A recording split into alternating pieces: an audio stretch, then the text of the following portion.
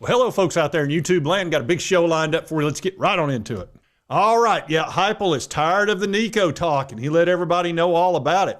Also, Rick Barnes had a few things to say. We're also going to discuss Texas's spending. They have lost their mind. They're spending the money like crazy. Now, folks, as you know, there's been a little incident here in K-Town having to do with Nico Iamaleava. No way. Yeah, it's been happening. Now, I haven't talked about it very much, as you know. Liar! Okay, maybe a little bit. But Josh is obviously getting tired of it, and I'll let you hear it from his own words. The Nico Iamaleava situation. I'm just curious from your point of view in today's world of college football with all of the transition and everything. How surprised were you with the way that all played out and that he's no longer on that roster? Well, let's start calling it the Joey Aguilar situation. Okay. I like it. I like it. End of the day, that's just the landscape. You're not going to keep everybody. You got opportunities to put your roster together. I feel like we got a team that's accountable, connected, works hard, competes hard, and we're built to win. Now we got to go earn it every single day, and we got some new pieces that, got to get onboarded here in the course of May. That's the nature of college football, and so we'll get ready and keep competing and keep growing.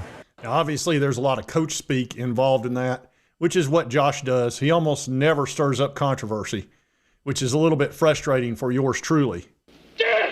But he's actually correct on that. However, I am not somebody that just lets things float on down the river.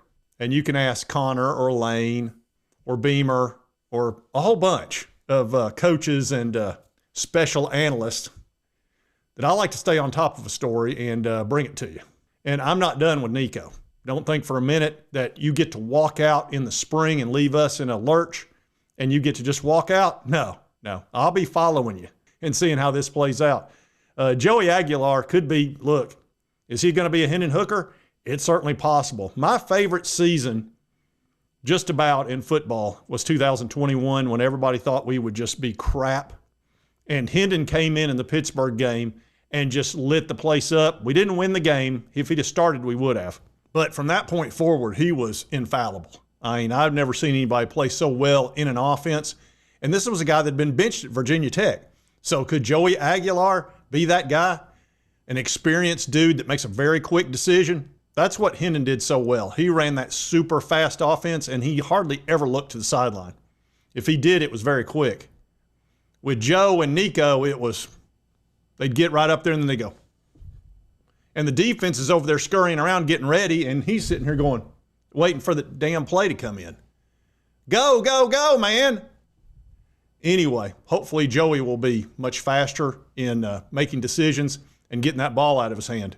And yeah, there's going to be a little bit more risk when you do that, but you also can have some huge plays when you go that fast.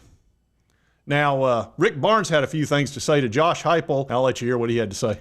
We pride ourselves most of all at taking guys that are out of shape and getting them in shape.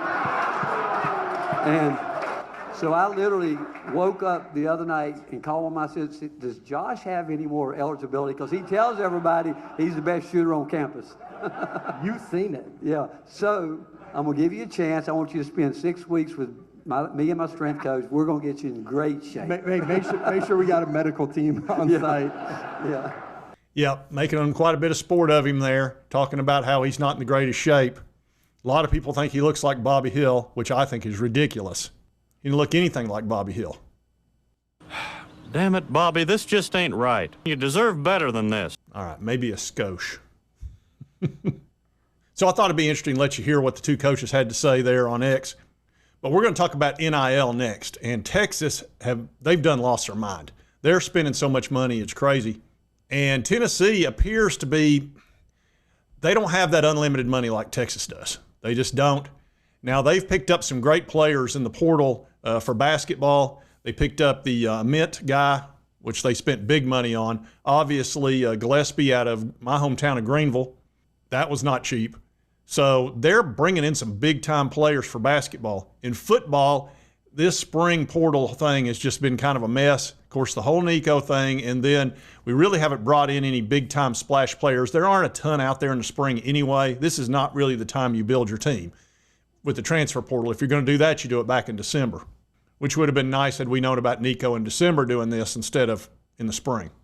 Once again, things that could have been brought to my attention yesterday! And Texas, of course, they went crazy in recruiting, and they've been continuing that, picking up players from the portal, etc.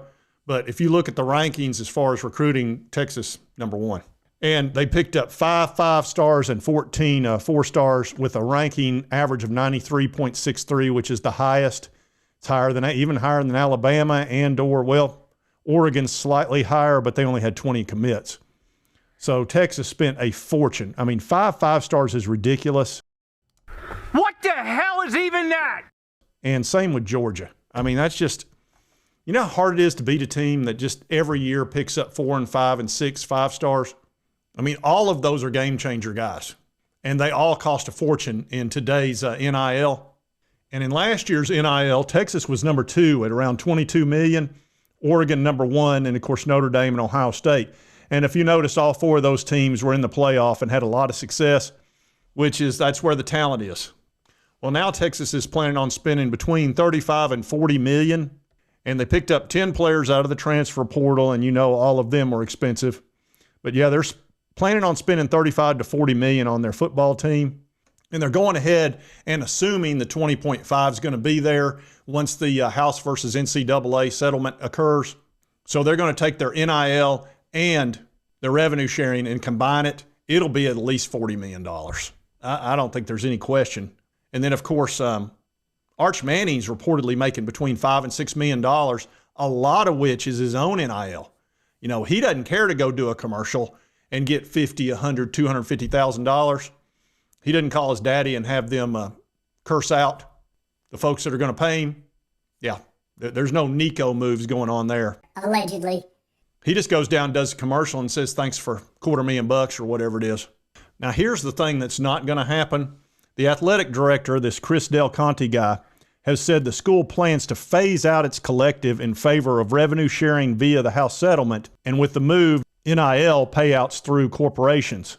And then the corporations will just pay them individually, and they'll get rid of the collective. He says it's just unsustainable.